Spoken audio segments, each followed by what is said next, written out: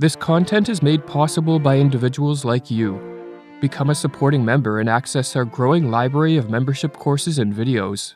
Learn more about our membership at academyofideas.com/members. Authoritarianism in religion and science, let alone politics, is becoming increasingly accepted, not particularly because so many people explicitly believe in it, but because they feel themselves individually powerless and anxious. So what else can one do except follow the mass political leader, or follow the authority of customs, public opinion, and social expectations? The American psychologist Rollo May wrote these words in 1953, and in the decades that followed, the West tiptoed into tyranny. A mass surveillance state was established. Free speech gave way to increasing levels of censorship. Statist bureaucracy and stifling regulations invaded ever more areas of life, and tax rates reached levels that in the past would have caused a revolution. However, in recent years, this tiptoe into tyranny has turned into a sprint, as some Western countries are flirting with full-blown totalitarian rule. But the existence of power-hungry and psychologically disturbed politicians who desire total control is not what makes our situation particularly precarious, for such individuals exist in all ages. Rather, our troubles lie with the fact that very few people possess the one virtue that can turn the tide back in the direction of freedom, that being the virtue of courage, and as Alexander Solzhenitsyn warned in 1978, a decline in courage may be the most striking feature which an outside observer notices in the West in our days. Should one point out that from ancient times declining courage has been considered the beginning of the end? In this video, we are going to explore how a hyperconformity and blind obedience has infected the West and, in the process, crowded out the cultivation of courage. We will discuss how a widespread cowardice is permitting the rise of authoritarianism, and how a rebirth of courage is the antidote to our precarious political predicament. The pathological conformity that infects the West is generations in the making and the result of a confluence of factors.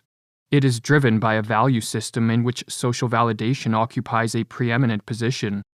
It is furthered by the use of social media and the fact that success on these platforms is achieved by virtue signaling and conforming to the moral flavors of the day.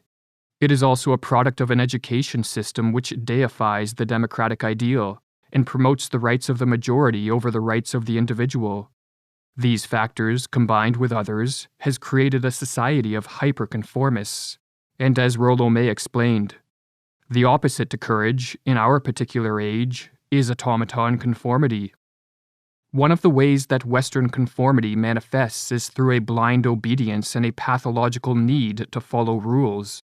Most people believe that to be a good person is to be a compliant person, and to do what one is told by those in positions of political power and their lackeys in the media and celebrity culture.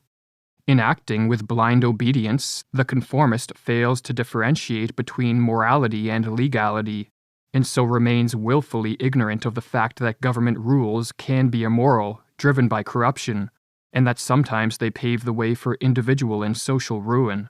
Or as Rollo May explains, our particular problem in the present day is an overwhelming tendency toward conformity. In such times, ethics tend more and more to be identified with obedience. One is good to the extent that one obeys the dictates of society. It is as though the more unquestioning obedience, the better. But what really is ethical about obedience? If one's goal were simple obedience, one could train a dog to fulfill the requirements very well. To see other people exercise independent judgment, self-responsibility, and self-reliance disturbs the conformists' belief in the value of obedience and so threatens their sense of self. It is not the case, therefore, that the conformist obeys while permitting others the freedom to make their own choice. Rather, as Stanley Feldman explains in a paper titled Enforcing Conformity, people who value social conformity support the government when it wants to increase its control over social behavior and punish nonconformity. Valuing social conformity increases the motivation for placing restrictions on behavior. The desire for social freedom is now subservient to the enforcement of social norms and rules. Thus, groups will be targeted for repression to the extent that they challenge social conformity. When a majority advocates for the government enforcement of conformity, a society places itself on what the psychologist Irvin Staub called a continuum of destruction. As the government uses coercion and force to punish a non-compliant minority, the majority rationalizes their support of such authoritarian measures by further demonizing the non-compliant, thus leading to increasingly severe government measures. One psychological consequence of harm doing is further devaluation of victims. People tend to assume that victims have earned their suffering by their actions or character. In several countries in the 20th century, such as the Soviet Union, Turkey, Germany, Cambodia, and China, government measures such as banning certain minority groups from restaurants, pubs, cafes, and other public spaces, imposing curfews, expelling them from their jobs, forcing them to pay fines, and restricting their freedom of movement and assembly, functioned as the first steps on a continuum of destruction that ended in mass scapegoating, mass imprisonment, and mass murder. In his book, The Psychology of Good and Evil, Irvin Staub elaborates on the psychological mechanism that facilitates a continuum of destruction.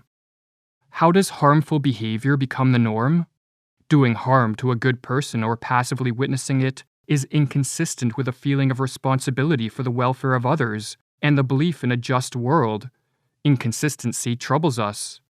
We minimize it by reducing our concern for the welfare of those we harm or allow to suffer. We devalue them, justify their suffering by their evil nature or by higher ideals. A changed view of the victims, changed attitude toward that suffering, and changed self-concept result. To counter the continuum of destruction that is a product of too much conformity and too much government force, more people need to act with moral courage. Moral courage entails a willingness to encounter risks so as to defy immoral orders, reject authoritarian government control, and to stand up for the disappearing values of truth, freedom, and justice. And as Rushworth Kidder explains in his book Moral Courage, where there's no danger, there's no courage. Anyone can endure security and well-being. The real challenges arise in the face of hazard. So it is with moral courage, where danger is endured for the sake of an overarching commitment to conscience, principles, or core values.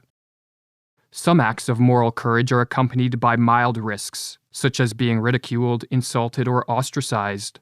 If, for example, we speak out against a status quo belief in the presence of a group of conformists, or if we refuse to adhere to social practices or mandates that are immoral or idiotic, we may lose friends or attract choice words from the obedient, but this is a small price to pay in exchange for doing what we believe is right, for as Rollo May explains, the hallmark of courage in our age of conformity is the capacity to stand on one's own convictions.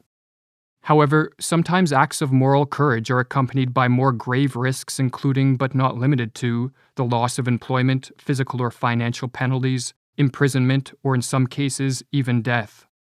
Of all the agonizing ethical dilemmas facing humanity, writes Rushworth Kidder, few are more wrenching than the choice between what's right for the world and what's right for you and your family.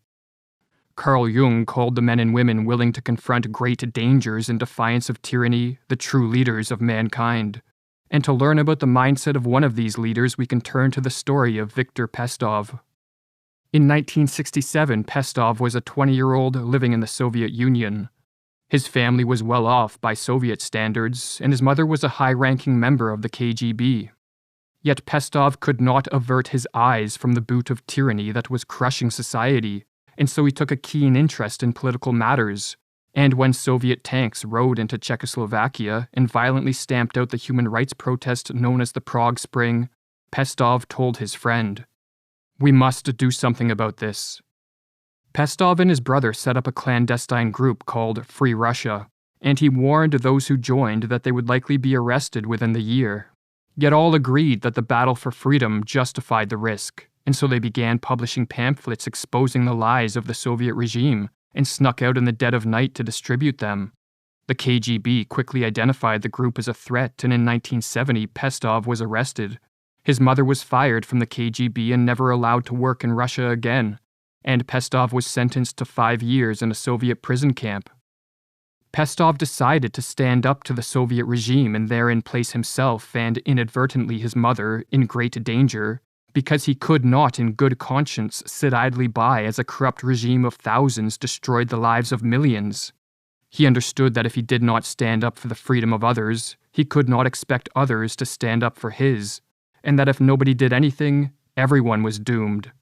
And so, he chose to face danger, to fight for freedom, and to place a portion of the fate of society on his back.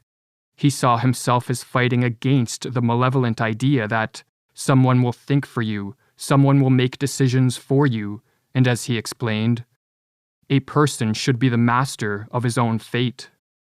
In a conversation with Rushworth Kidder, Pestov reflected on the grave dangers he voluntarily faced and on the 5 years he spent in prison. "I believe I did the right thing," Pestov concluded. "I wasn't silent. I was saying and doing what I had to do. There was a very small contribution of mine to the fact that the communists were pushed out of power." Unless more people can muster up the moral courage to renounce conformity in favor of standing up for freedom and for what is right, and at the very least make a small contribution to combating tyranny, Western societies will continue moving towards what Ayn Rand called the stage of the ultimate inversion, or as she warns, "We are fast approaching the stage of the ultimate inversion, the stage where the government is free to do anything it pleases, while the citizens may act only by permission, which is the stage of the darkest periods of human history, the stage of rule by brute force."